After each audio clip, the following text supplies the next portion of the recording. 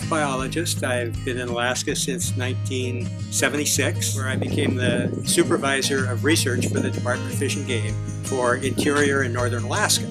And after a few days in the office, the very first field project I had was to fly the state beaver up to the Arctic coast, to Beaufort Lagoon, where we were doing the porcupine caribou census. We were waiting there for the big caribou aggregations, and in the beaver we had a big military large format camera in the belly, and we would fly transects over the porcupine caribou herd.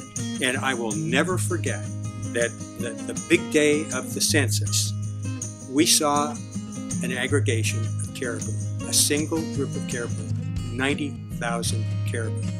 And I can say that number because they were actually counted on the photographs.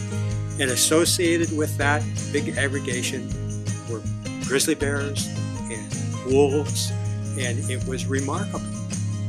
Big predators, and snowy owls, and golden eagles, and golden plovers, and of course thousands of caribou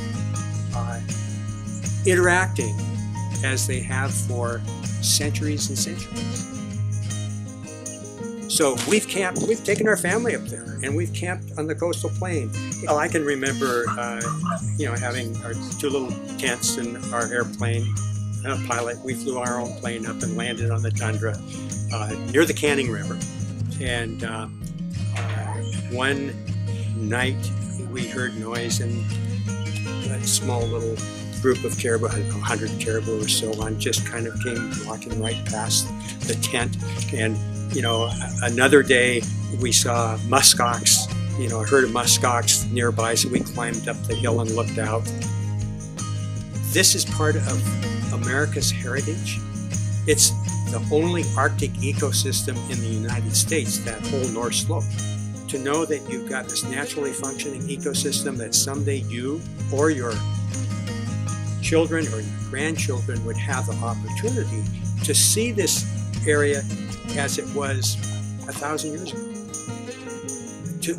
To me, that's a high value, and I think there are many people that also share that kind of value, even though they may never get there, to keep those options open.